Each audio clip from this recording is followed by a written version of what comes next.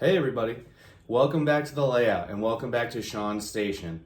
It has been a year It's been 84 years. since I last posted a video, and if you remember, it kind of ended a little bit like this. We have plans. We have plans to build a layout here in this little nook and cranny corner of the new house. Yep, I said we were going to be in the basement and we're actually in the garage. So, we definitely had to make some change of plans. This layout is temporary because in the wintertime we're probably gonna have to put our cars in here, but thankfully it's the warm season, so our cars can be outside. But all in all, we have a layout. So let's take a look at this new temporary layout that I've got going on and look at some of the new Pennsylvania engines and go over the York show, even though I'm a month behind on that. So stick around, let's have some fun on Sean's station.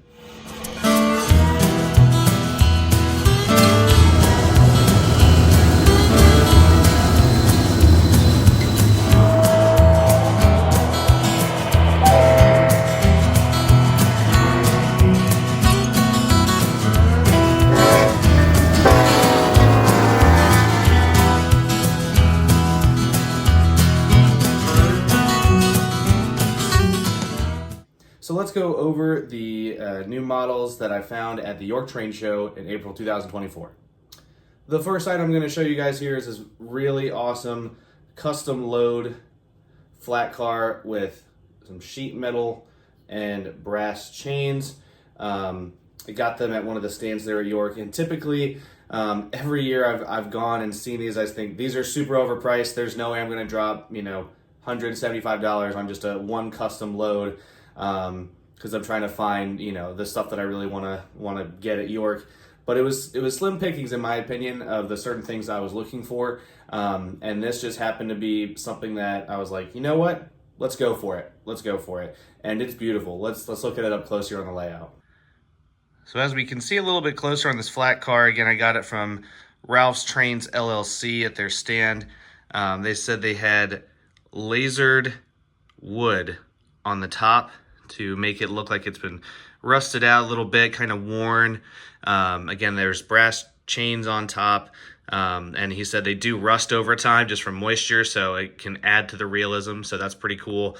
And he explained that this flat car was one that was like a custom release from MTH. I know they've made a couple, TTX cars here and there, but if you look at the detail, it is very great. It's a very great custom car. As soon as I walked by the stand, it caught my eye. So I definitely can't wait to run this on the layout when I switch back to a modern era.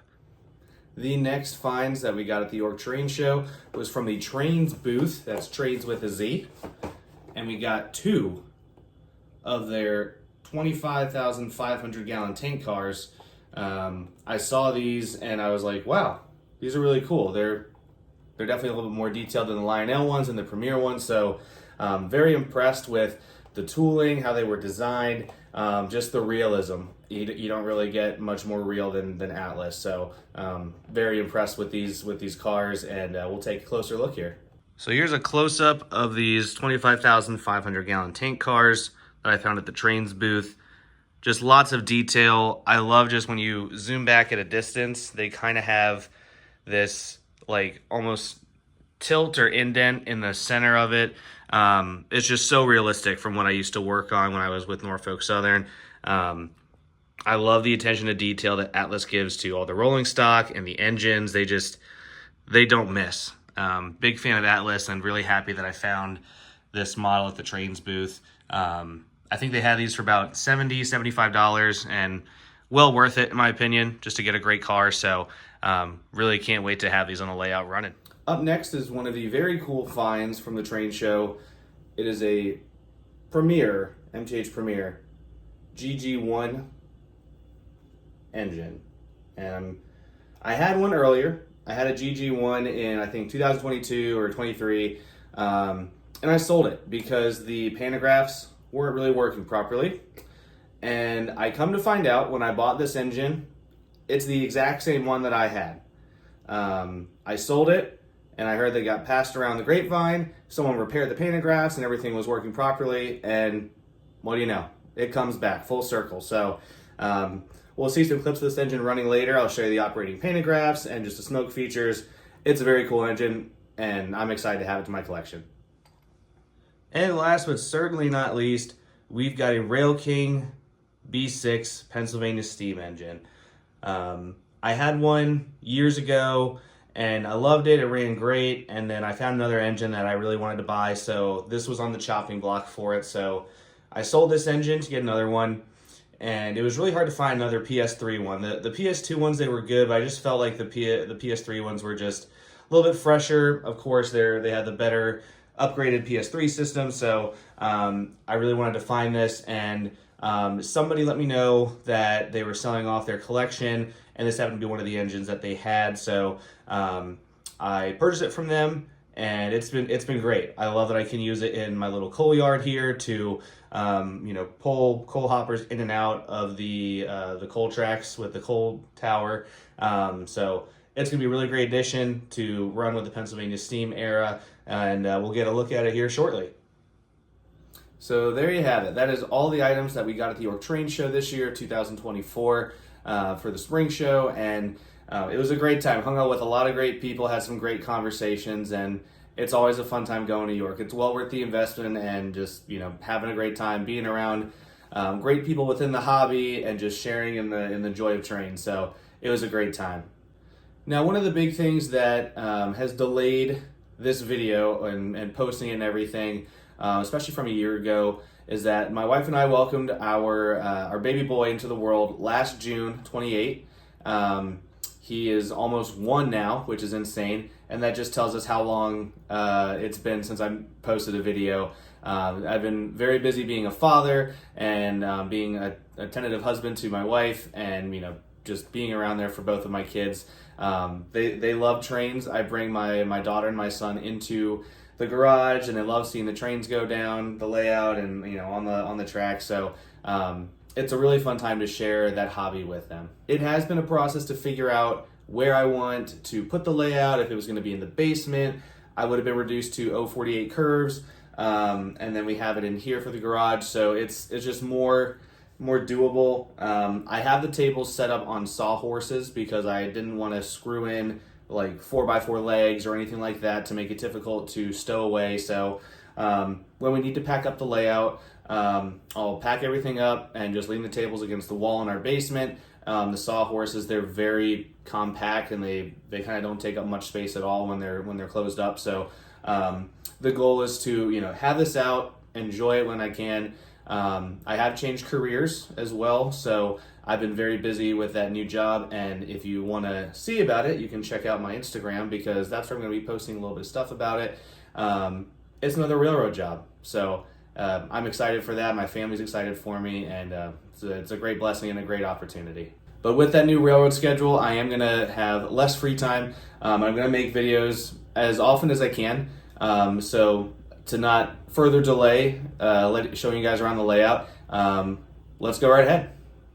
So here is the full view of the current layout that we have. Again, we're in a garage. It's a little bit messy, but I've been able to get 3 tables in here so far. And with the space, I can get 2 loops and then an inner coal loading and unloading track just to pretty much park the 20-car coal hopper train that I have. Down here below, just again, more storage, but there's a good look at the sawhorses that are supporting the tables. Each sawhorse can hold 250 pounds, so that's more than enough support for the trains, the tables, and everything. I've got a few bits of scenery on here, and again, we're in the steam era, so we're probably going to change it up to modern here in a few days or a couple weeks. I've gotten the Conrail itch, like a lot of people. So shout out to JD Stucks, TJ's Trains, and a bunch of other people who have influenced me in the Conrail beauty. But we got some F units here. I got these at the spring show last year, and they're very nice. They're PS3. There's a Protosound 3 J1 steam engine. Again, the GG1. Nicely weathered Q2, and then our B6. So this is what we got so far. Just freight trains for now. I haven't really had the time to unpack and unbox the T1 duplex and passenger cars. So just freight for now, and it's been a really good time just to get them up and running. It's nice on a beautiful day to open up the garage door, have some cool air coming in, and just running trains. All right, we've got the GG1 powered up on the layout, so let's fire it up and take her for a run.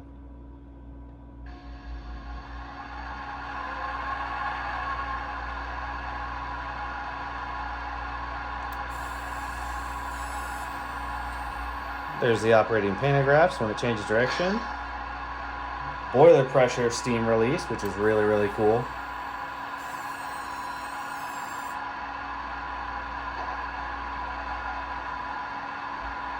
And let's go over more of the pressure release. Here it comes.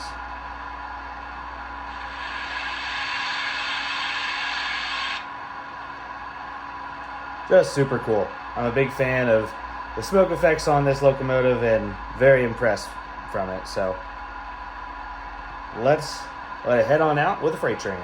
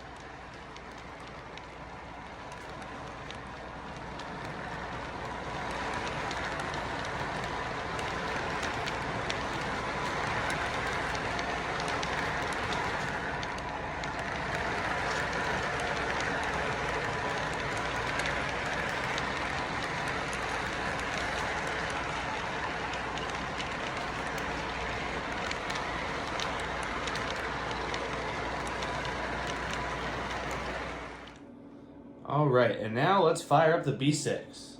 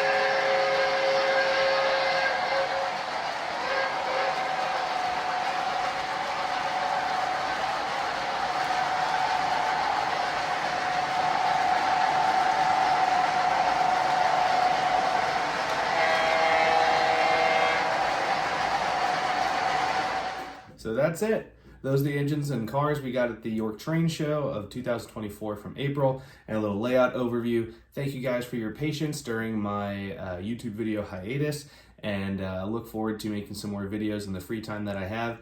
The next videos will include some Conrail engines and some modern day freight trains with Norfolk Southern and possibly some Amtrak. We will see. And until then, stick around. This is Sean Station signing off.